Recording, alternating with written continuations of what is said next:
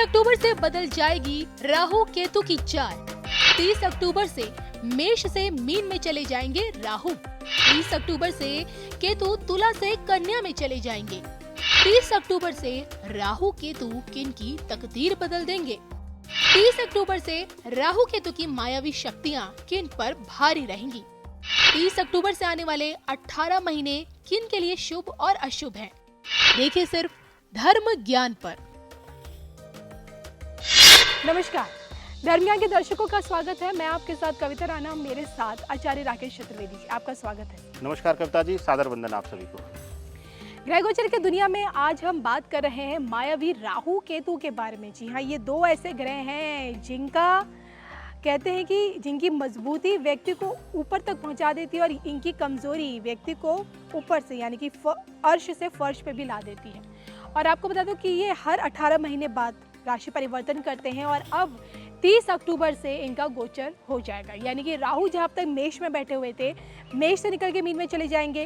केतु तुला राशि वालों को राहत देते हुए अब कन्या में जा रहे, यानी कि आप ही राशि में।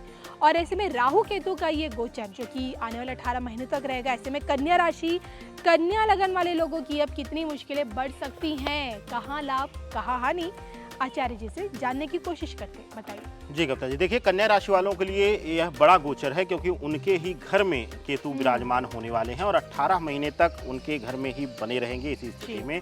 और राहु जो है उनके सप्तम भाव में। एक तरीके से इसको देखा जाए तो यह अगर स्थिति अन्य ग्रहों को छोड़ दिया जाए तो जो प्राथमिक काल सर्प दोष जो बनता है, जो लग्न से काल सर्प दोष बनता है, हालांकि यहाँ स्थिति विपरीत होनी चाहिए, राहु लग्न में होना चाहिए, लेकिन केतु लग्न में होते हुए यह सिमिलर जो है वह फल देगा।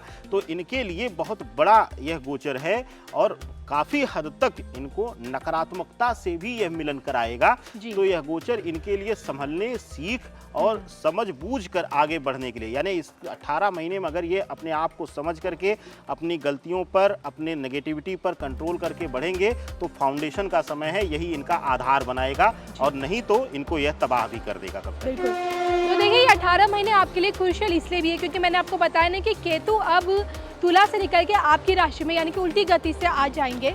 और 30 अक्टूबर से अब देखिए आपकी सेहत में कितना बड़ा चेंजेस देखने को मिलेगा, ये पहले जानते हैं। देखिए, सेहत के लिहाज से केतु स्वयं के घर में बैठा हुआ है, तो जब खुद के घर में कोई क्रूर ग्रह बैठता तो सबसे ज्यादा नुकसान वह खुद को स्वतः देता है जी। तो आपके लिए यह केतु बैठ करके मानसिक पीड़ा, मानसिक दर्द, या अगर आप पिछले कुछ समय से कुछ मनोरोग के शिकार रहे हैं, उसमें अभी तक थोड़ा सा बैलेंस चल रहे थे, लाभ मिल गया था, तो फिर एक बार हो सकता है वह परेशानी या समस्या बढ़ जाए। या यहाँ पर एक स्थिति यह भी आती है कि खुद के घर में होने की वजह से सर दर्द इत्यादि, जोड़ों के दर्द इत्यादि से भी गुप्त दर्द और परेशानी देते हैं, जिसका कोई निचोड़ नहीं निकलता है, स्वतः आराम मिलना शुरू हो जाता है, लेकिन उसकी वजह से काफी कुछ डिस्टर्ब कर देते हैं। तो स्वास्थ्य पीड़ा इनको इस 18 महीने कुछ न कुछ जरूर मिलेगी, इस तरीके का योग बन रहा है कविता जी। अगर बात करें स्टूडेंट्स के लिए, तो जो अब तक मौका ढूंढ रहे थे बाहर जाने का, अब मिल पाएगा उन्हें इस गोचर में? देखिए, विद्यार्थी जीवन में अगर आप देखेंगे तो इनके लिए जो है वह पंचम दृष्टि जो है वह शनि के घर पे पड़ रही है और 5वें भाव पर ही पड़ रही है। तो पंचम भाव पर दृष्टि पड़ने से और विशेष करके इनके लिए देखा गया है कि राहु जो है वह गुरु के स्थान पर सप्तम भाव में होने की वजह से अगर विद्यार्थी जीवन में आप हैं तो आपके लिए शुभत्व की प्राप्ति करवा रहे हैं। विशेष करके वह लोग, खास करके ध्यान दीजिएगा, जो लोग शोध कार्य कर रहे हैं, पीएचडी इत्यादि कर रहे हैं, या डेडिकेटेड किसी विषय पर, किसी टॉपिक पर रिसर्च इत्यादि कर रहे हैं, उनके लिए तो यह अद्भुत समय रहेगा कविता जी। तो विद्यार्थी जीवन के लिए मिला जुला के यह समय बहुत अच्छा होने वाला है, बहुत ज़्यादा नकारात्मक नहीं होने वाला है। चलिए आगे बढ़ते हैं और अब जान लेते हैं आपके निजी जीवन को लेकर, आपका वैवाहिक जीवन, प्रेम प्रसंग आने वाले 18 महीनों में कैसा रहेगा, खासकर राहु केतु के प्रभाव से।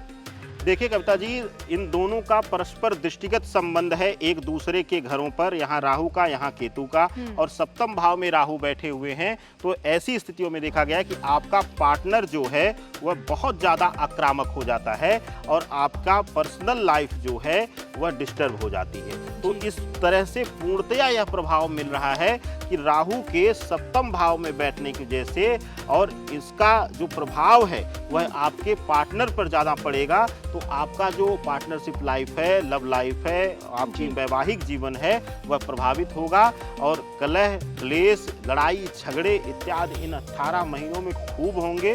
बुरी तरह आपकी पर्सनल लाइफ डिस्टर्ब रहेगी कन्या राशि वालों। देखिए आचार्य जी, मैं आपने अब तक जो बताया कि सेहत को लेकर हो गया, आपके स्टूडेंट्स को लेकर हो गया और खासकर इनके निजी जीवन को लेकर थोड़ी बहुत काफ़ी उथल पुथल अब आगे आने वाले 18 महीनों में बचने वाली है। वर्क फ्रंट पे कैसा रहेगा सब कुछ? देखिए, कार्य क्षेत्र में यह गोचर बड़ा ही शुभ होने वाला है। लग्न में केतु बैठा हुआ है तो अचानक से धन लाभ कराएगा और विशेष करके वह लोग जो लाइजनिंग वर्क इत्यादि में हैं, जो लोग मीडिएटरशिप का कार्य करते हैं, उनको कुछ बड़े लक्ष्य की प्राप्ति होगी, उनका बड़ा कार्य कोई सफल होगा। तो इस तरीके के कार्य जो मार्केटिंग से जुड़े हुए हैं, जो सेल्स से जुड़े हुए हैं, इन सभी के लिए बहुत अच्छा समय है। लक्ष्य के लिए केतु गुप्त विद्या का कारक है, जो कला के क्षेत्र से हैं, ज्योतिष के क्षेत्र से हैं, उनके लिए भी बहुत अच्छा समय रहने वाला है। तो प्रोफेशनल लाइफ के लिए ओवरऑल यह 18 महीने का जो गोचर है राहु और केतु का, वह बेहतरीन गुजरेगा। आर्थिक तौर पे कितना लाभ इन 18 महीनों में ये दो ग्रह को करा के जाएंगे? देखिए, आर्थिक लिहाज से अगर देखेंगे गुप्ता जी, तो सप्तम भाव में बैठ करके जो इनकी पंचम दृष्टि है वह एकादश भाव पे यानी धन भाव पे है राहु की। ऐसी स्थितियों में कन्या राशि वालों के लिए आर्थिक संघर्ष की स्थिति आएगी। पैसा आएगा लेकिन उसी हिसाब से व्यर्थ व्यय भी होगा, या कह लीजिए उसी हिसाब से जरूरतें भी बढ़ जाएंगी। तो आपके लिए कभी भी आप भंडार नहीं भर पाएंगे। भंडार तो छोड़िए, हो सकता है कई बार आपका पर्स भी खाली रहे और सोचने पर मजबूर हो जाएं कि सुबह की जरूरतें कैसी पूरी हों। लेकिन यह है कि लग्न में केतु बैठकर अचानक कोई ना कोई मार्ग आपको दे देंगे, जिससे कि आपका कार्य रुकेगा नहीं, आपका कार्य चलता रहेगा। लेकिन आर्थिक लिहाज से बहुत अच्छा यह 18 महीना नहीं गुजरने वाला गुप्ता जी। ऐसे में मैं चाहती हूँ आप इन्हें कुछ सुझाव अगर देना चाहे तो, क्योंकि इन्हें मुझे लगता है सबसे ज़्यादा जरूरत है, क्योंकि केतु इन्हीं के लगन में आके आप बैठ चुके हैं। देखिए, केतु इनके घर में बैठे हुए हैं। ऐसी स्थितियों में हमेशा आपको हर किसी पर संदेह होगा, हर किसी पर आप संदेह करेंगे, किसी को आप परफेक्ट नहीं समझेंगे, हर किसी के ऊपर आप हमेशा शक की भावना लेकर बैठेंगे। तो ऐसी स्थितियों में आपका मानसिक स्थिति और आपका कार्य क्षेत्र दोनों प्रभावित होगा और इसी वजह से आपका व्यक्तिगत जीवन भी सबसे ज़्यादा प्रभावित होने वाला है। तो मस्तिष्क को क्लियर रखिए, संदेह की भावना को त्याग दीजिए, किसी पर भी आंख बंद करके नहीं, लेकिन हाँ, उस पर इतना विश्वास जरूर करिए कि आपके जीवन को वह प्रभावित ना कर पाए। तो इसलिए आपके लिए सुझाव रहेगा कि जिसके साथ भी रहें, विश्वास के साथ रहें। चाहे रिलेशनशिप हो, चाहे प्रोफेशनल लाइफ हो, व्यापार हो, कहीं भी आप रहें तो विश्वास के साथ रहें, पूर्ण विश्वास के साथ रहें। आपका जीवन सुखमय रहेगा। चलिए, इसी के साथ मुझे और आचार्य जी को दोनों को दीजिए इजाजत। नमस्कार।